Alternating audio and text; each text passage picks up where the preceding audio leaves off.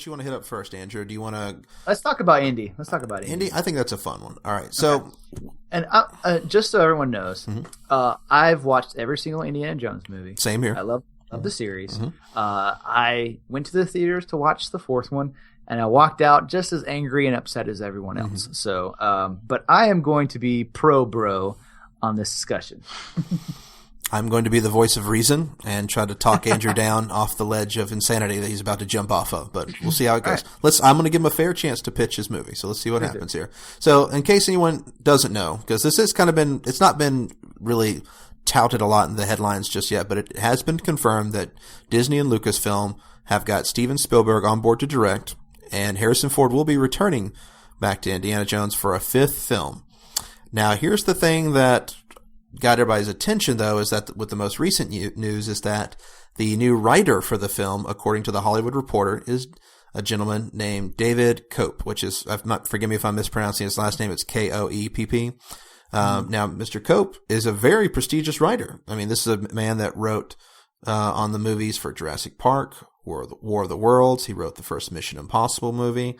There's just one little asterisk on that list. He's also the man who wrote The Crystal Skull.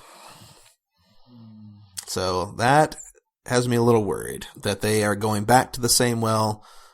But I think, Andrew, you do have a little bit of light at the end of the tunnel because George Lucas has been confirmed he'll have no part in this film whatsoever, which from a lot of reports is that he was the voice of, for lack of a better word, insanity on set for Spielberg, because Spielberg just finally gave up and just said, whatever you want, George, because it just... Yeah, so this is the main basis of my argument. Yeah. Okay, so, which is, I understand it's a little exhausted. Everyone talks about their hatred for George Lucas, and I get it. But let's not forget the other name that's on this movie, Steven effing Spielberg. Guys, he's allowed to take a giant dump occasionally, and if there's any man I can trust to correct that kind of thing, it's Steven Spielberg. Yeah. Oh yeah.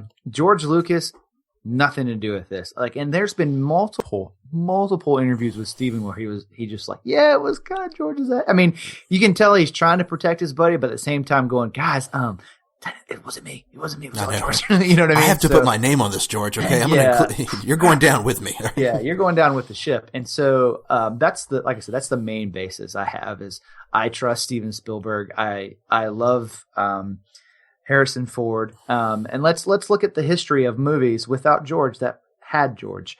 Star Wars. Argument over. You know what I mean? Like as soon as he left and the people who knew what they're doing had control, it became something great again. And I really think that is a way that we can see happening. That's something we deserve as Indiana Jones fans. And I have full faith in that team to do something good about it. So in this situation here, I think there's just some areas that we've got to scratch off the list here of things to address, you know. Harrison Ford will be 72 years old.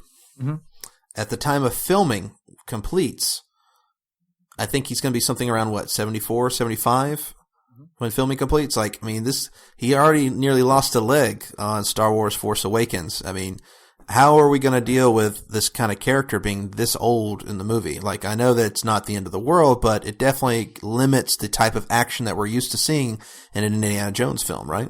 I mean, it could, but as long as we have him cast as the sage character, I think that it can work. You can find action in that world without it being Harrison Ford doing the action. And I think that's the path they'll have to take.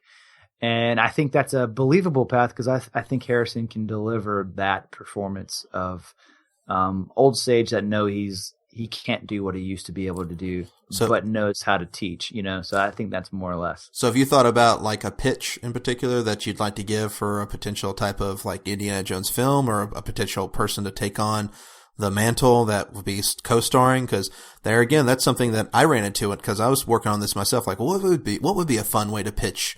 Let's play devil's advocate. What would be a fun Indiana Jones movie that everybody want to see? And there's things that just start getting in the way immediately. The first one for me is that the movie name is called Indiana Jones.